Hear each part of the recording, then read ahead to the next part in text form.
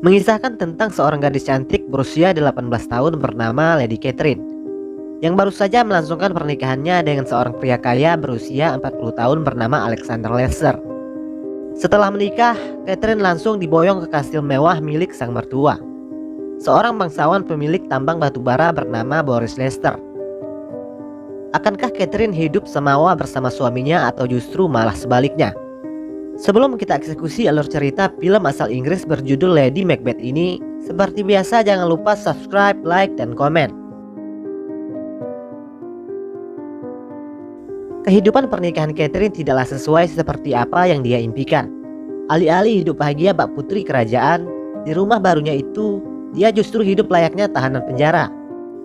Dengan aturan ketat yang dibuat oleh mertuanya yaitu Boris Lester. Boris memiliki sikap yang dingin dengan kedisiplinan yang sangat tinggi.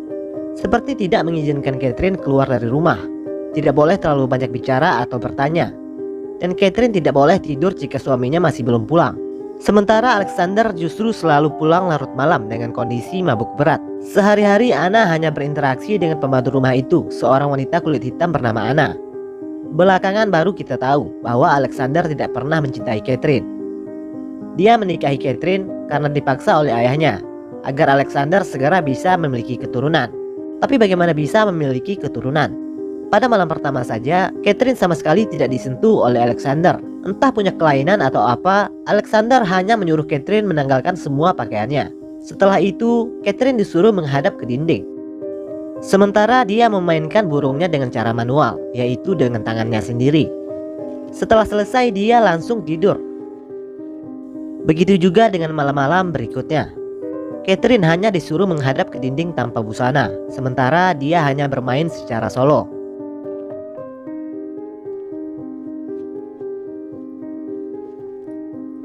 Face the wall.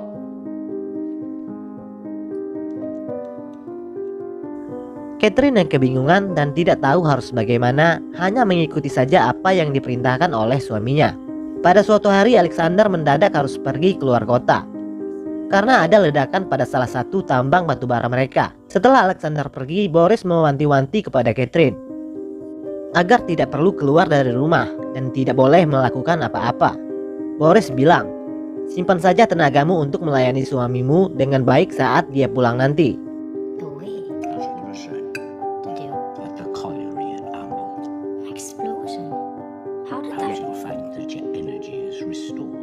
Setelah suami dan mertuanya pergi, Catherine yang merasa kebosanan karena tidak ada teman yang bisa diajak bicara dan tidak punya kegiatan apapun selain hanya pergi ke gereja pada setiap hari Minggu. Diam-diam dia keluar dari rumah, berkeliling di perkebunan kapas yang sangat luas. Pada suatu hari Anna tidak datang ke kamar untuk melayaninya seperti biasa. Lalu dia memutuskan untuk mencarinya di luar rumah. Ternyata Anna dikerjai oleh tukang kebun anak buah suaminya. Anna diangkat dan ditimbang layaknya hewan ternak. Melihat itu Catherine marah dan memerintahkan para tukang kebun itu untuk menuruni Anna.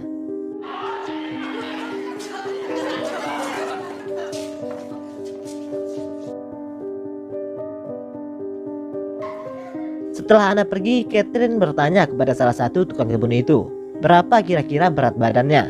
Si tukang kebun itu lalu mengangkatnya secara paksa untuk ditimbang.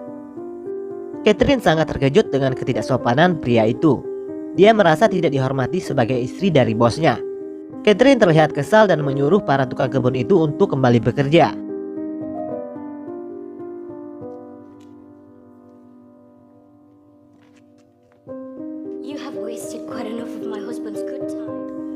Di dalam rumah, Catherine bertanya kepada Anna, siapa nama pria itu?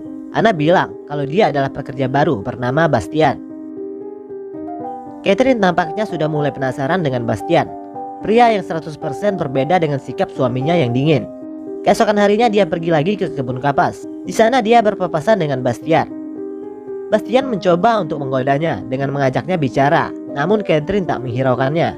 Meskipun niatnya datang ke kebun itu hanya untuk melihat Bastian. Pada malam harinya setelah selesai mandi, seseorang mengetuk pintu kamarnya. Ternyata itu adalah Bastian. Catherine sudah mencoba melarangnya untuk masuk, tapi Bastian tidak peduli dan tetap saja memaksa untuk bisa masuk. Bastian bilang, apakah kamu tidak merasa kesepian? Lalu secara tiba-tiba Bastian mencium Catherine. Catherine awalnya menolak, mungkin karena sudah lama merasa kesepian. Akhirnya dia pun luluh dengan rayuan Bastian. Malam itu mereka berdua pun bercocok tanam untuk pertama kalinya.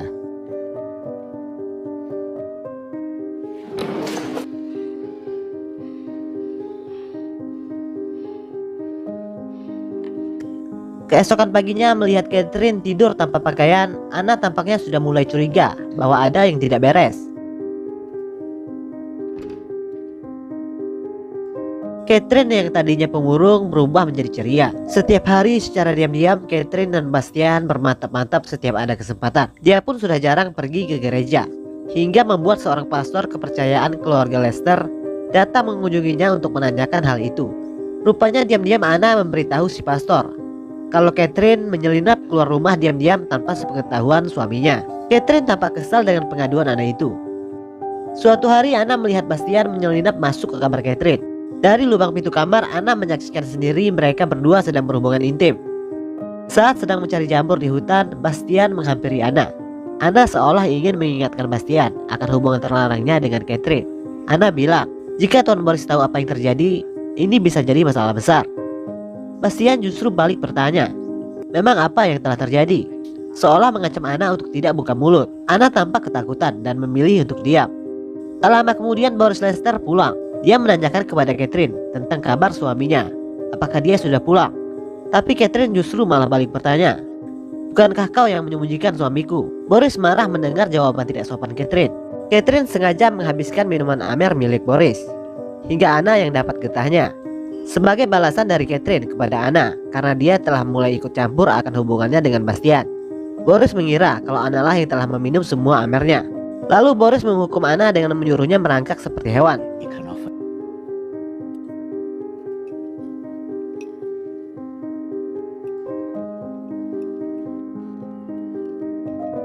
Singkat cerita, Anna memberitahu Boris akan hubungan terlarang Catherine dengan Bastian. Boris yang marah besar mencambuk Bastian berkali-kali dan mengurungnya di kandang kuda. Mendengar Bastian yang dikurung, Catherine mencoba untuk membebaskannya. Namun kunci kandang itu dipegang oleh Boris. Tanpa rasa takut, Catherine memaksa Boris untuk segera melepaskan Bastian. Namun Boris malah marah besar dan memaki Anna dengan kata-kata kesat. Do you have any idea of the damage that you... He has made that impossible. Catherine sekali lagi menyuruh Boris untuk segera melepaskan Bastian. Namun sekali lagi Boris marah besar dengan melemparkan piring ke arahnya. Lalu dia masuk ke ruang lain dengan membawa piring makanannya. Dari luar, Catherine menganjal pintu ruangan itu dengan kursi agar Boris tidak bisa keluar. Kemudian Catherine menyuruh Anna untuk duduk dan makan bersamanya. Secara terpaksa Anna menurutinya. Dari dalam ruangan terdengar Boris sedang meraung minta tolong karena kesakitan. Rupanya minuman Boris telah diracuni oleh Catherine dengan bahan jamur yang dicari oleh Anna. Anna mencoba membuka pintu itu untuk menolongnya, tapi Catherine melarang. Setelah Boris tewas, Catherine lalu menyuruh Anna untuk memanggil dokter. Sementara itu dia mengambil kunci dari Boris untuk melepaskan Bastian. Setelah jasad Boris diperiksa, dokter bilang kalau Boris tewas karena penyakit lambung yang dideritanya. Anna yang menyaksikan kejadian itu tiba-tiba menjadi bisu karena syok. Mulai hari itu dia tidak bisa lagi berbicara sepatah kata pun. Catherine mendapat surat dari Alexander bahwa dia tidak bisa pulang ke pemakaman ayahnya. Dia meminta Catherine yang mengurus semuanya. Mulai hari itu Catherine membawa Bastian masuk ke rumah. Status Bastian berubah dari seorang tukang kebun menjadi tuan rumah. Singkat cerita, pada malam harinya saat sedang tidur, Catherine menyadari kalau suaminya sudah pulang. Dia pun buru-buru membangunkan Bastian dan menyuruhnya bersembunyi. Bastian ketakutan bukan kepalang, sementara Catherine malah mentertawainya. Tidak ada kekhawatiran sama sekali di wajahnya dengan kepulangan suaminya itu. Saat di kamar, Alexander heran melihat tempat tidur dengan 2 bantal.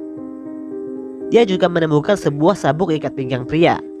Catherine berdalih dan bilang, sabuk itu aku temukan di ladang, sementara bantal ini aku sediakan jika saja kamu pulang secara mendadak. Lalu Catherine menyiapkan teh untuknya.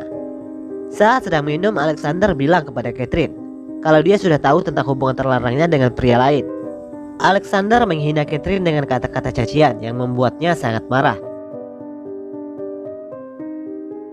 You seem surprised, and you've acted so very shamelessly and so very stupid. Lalu dia membawa masuk Bastian dan mencoba untuk bermantap-mantap di depan Alexander. Alexander yang melihat itu menjadi naik pitam dan langsung menyerang Catherine dan Bastian.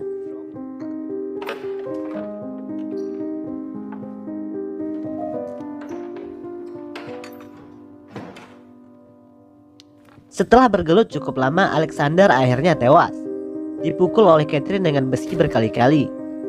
Bastian yang syok melihat itu ditenangkan oleh Catherine. Lalu jasad Alexander dikubur di hutan bersama dengan kudanya yang juga tewas ditembak oleh Catherine.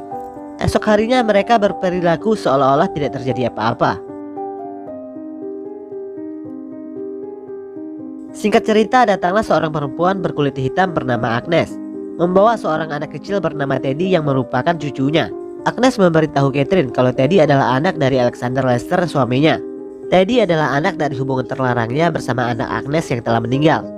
Agnes memegang surat dokumen yang sah yang dibuat oleh Alexander sendiri, yang menyatakan kalau Teddy adalah ahli waris yang sah. Teddy tampaknya mulai menyukai Catherine. Dia bilang kalau Catherine adalah gadis tercantik yang pernah dia temui. What is it? He says you're the prettiest lady he has ever seen. Secara terpaksa Catherine menerima Agnes untuk tinggal bersamanya untuk menjaga Teddy sampai dia berusia 18 tahun. No, you'll be used to smaller spaces from your days in your tiny house. Catherine dan Bastian sudah mulai gelisah karena selama Teddy dan Agnes tinggal di rumah itu, mereka tidak lagi punya ruang untuk bermantap-mantap. Sementara itu, Catherine menyadari kalau dia tengah mengandung anak dari Bastian. Teddy sudah mulai dekat dengan Catherine. Catherine bahkan sering mengajaknya jalan-jalan di ladang. Pada suatu malam, Catherine datang menemui Bastian. Namun Bastian menyuruhnya untuk pergi. Kita tidak akan pernah bisa bersama lagi selama Teddy masih ada di rumah. Keesokan harinya, Teddy mengajak Catherine untuk bermain. Namun Catherine yang tengah tidak enak badan terpaksa menolaknya. Karena Teddy yang terus memaksa, Catherine jadi emosi dan secara tidak sengaja mendorongnya. Akibat dari itu, Teddy menangis kecewa. Lalu dia pun kabur dari rumah. Semua orang mencarinya kemana-mana, termasuk Bastian. Lalu scene memperlihatkan di mana Bastian menemukan Teddy yang sedang duduk di bebatuan air terjun.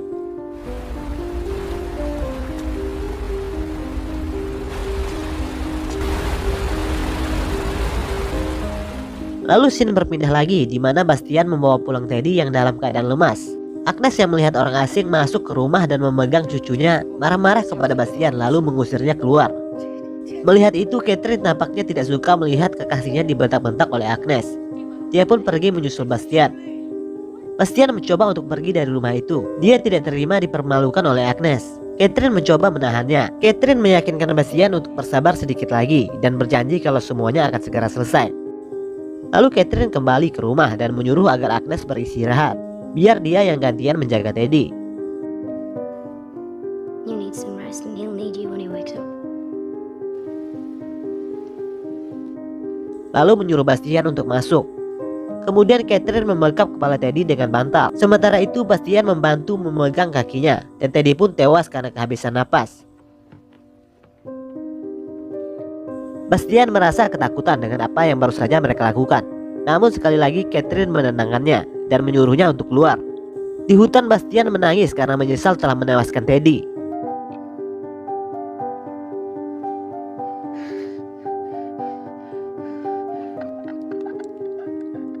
Di tempat lain, Catherine berdalih saat menjaga Teddy dia sempat tertidur 10 menit. Setelah bangun, dia menemukan Teddy sudah tidak bernapas lagi. Dokter bilang kalau ada bekas memar di muka Teddy. Kemungkinan seseorang telah dengan sengaja membekapnya.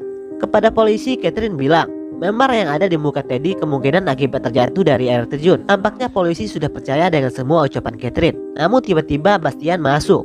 Dengan menangis karena menyesal, Bastian membuat pengakuan kepada polisi kalau Catherine lah yang telah menewaskan Teddy. Begitu juga dengan Boris dan Alexander, dan dia juga ikut membantunya. Bastian bilang kalau Catherine seperti penyakit yang menjalari tubuhnya. Aku selalu menuruti apapun yang dia mau. Mendengar itu, Catherine terlihat kecewa dengan Bastian. Dia membantah keras semua tuduhan Bastian dan balik menudingnya bahwa Bastian lah yang telah menewaskan Teddy atas motif dendam karena tersinggung lantaran diusir oleh Agnes. Begitu juga dengan Boris yang diracun dari jamur yang dicari sendiri oleh Anna di hutan. Catherine bilang Anna dan Bastian sengaja menewaskan Boris dan Alexander karena takut hubungan terlarang mereka berdua terbongkar. Anna yang bisu tidak bisa memberikan kesaksian apa-apa. Sehingga polisi lebih mempercayai keterangan dari Catherine yang merupakan seorang bangsawan yang tidak mungkin melakukan perbuatan tidak terpuji. Di akhir cerita, Bastian dan Anna dihukum mati. Sementara Catherine tetap tinggal di rumah itu sendirian dalam keadaan kesepian sepanjang hidupnya. Lalu film pun berakhir.